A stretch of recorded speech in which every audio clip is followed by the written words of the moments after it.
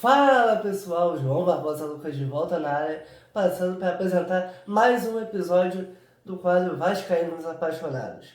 O convidado de hoje é Carlos Alberto Gaspar Lucas, que tem muitas histórias peculiares com o Gigante da Colina para contar pra gente. Fala, Carlos Alberto. Primeiramente, agradecer ao Quatro Linhas um ponto de vista pelo convite. E gostaria de... é uma pequena história, né? Na verdade, foram duas pessoas que me influenciaram. Uma, meu pai. E aí, todo mundo já deve estar pensando, de novo, vem falar aquilo. Foi o Maracanã, o pai pediu para segurar a bandeira. O pai falou pro amigo, esse é vascaíno mesmo, igual o pai. O pai levava os amigos para casa para beber e torcer pelo Vasco junto com os amigos. Nada disso. Meu pai não fazia nada disso. Meu pai era um imigrante e veio para cá aos 16 anos. Né? Saiu de uma cidade muito pequena chamada Leirosa, em Portugal. Veio para o mundo, né? Rio de Janeiro, um lugar imenso em relação à cidade dele. E o elo que ele tinha comigo era de contar histórias. Meu pai era um grande contador de histórias. Tanto da vida, do dia a dia dele, como criança, né, e adolescente em Portugal, como aqui no Brasil. E um dos únicos divertimentos que ele tinha, junto com os outros imigrantes, era ir ao jogo do Vasco. E meu pai tinha um detalhe, ele não falava do jogo para mim, ele não falava, o lateral é bom, o juiz roubou, eu fui nesse jogo, não.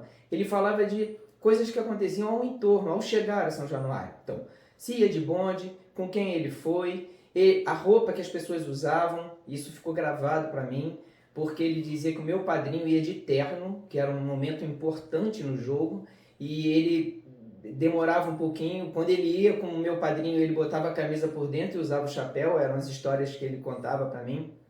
Então, do jogo em si, eu nunca soube nada, eu só sabia desse entorno, se tinha ambulante, como era São Januário. Ele não participou da construção de São Januário, já chegou mais tarde, mas ele falava aquilo com muito orgulho. Então a ideia, a primeira pessoa foi essa coisa da emoção, de um grande contador de história. Junto com isso, apareceu meu irmão. Meu irmão é muito, mas muito mais velho do que eu, 10 anos. Então foi ele que botou na prática esse gosto pelo Vasco. Foi ele que me jogava, ele que me levava aos jogos do Vasco. Então a partir dos 7 anos eu ia a todos os jogos do Vasco no Rio de Janeiro com ele. Em Madureira, Bom Sucesso, Ilha do Governador, São Cristóvão, todos esses grupos que hoje já estão menores, todos esses estádios, eu frequentei com ele. Inclusive eu tenho uma carteirinha, eu acho que eu tenho 7 ou 8 anos para entrar no Maracanã. Tá? Em 74, eu virei sócio do Vasco. Né? Essa foi a fase junto com meu irmão até uns 14 anos. Depois, fiquei mais independente e já no ensino médio, participei de torcidas organizadas.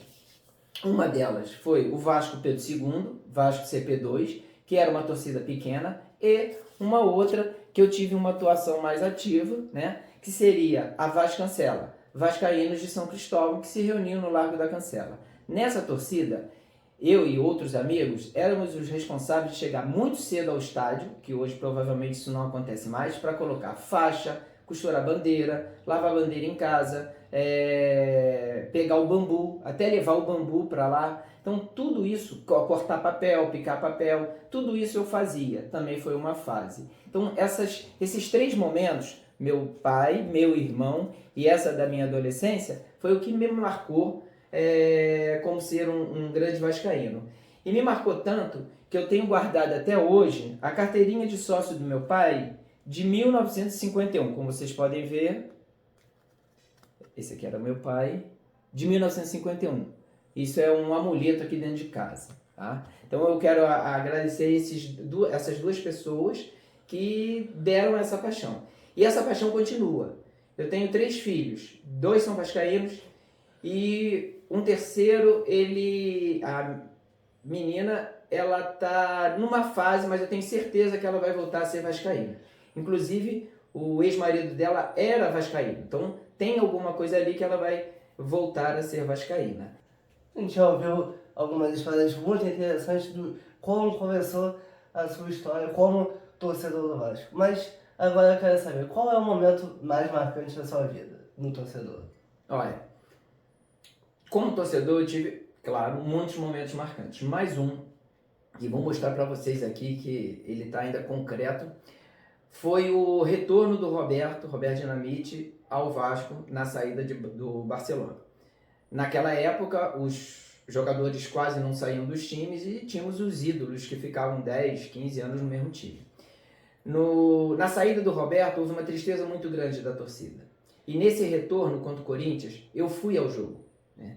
E isso realmente ficou marcado, porque o Roberto fez 5 gols. Foi 5-2 Vasco contra o Corinthians. E para mim aquilo ali foi uma emoção muito grande. E o mais emocionante, agora que eu estou mais velho, é quando eu mexo nas minhas coisas e vejo o ingresso. Está escrito aqui arquibancada, a federação. Eu tinha mania de botar o placar do jogo, né? E era de papel. Eu acho que isso aqui, quando eu pego, me remete àquele momento de alegria, de retorno de um ídolo e os 5 gols dele, que foi sensacional. Vamos chegando ao final de mais um episódio do Vascaínos Apaixonados.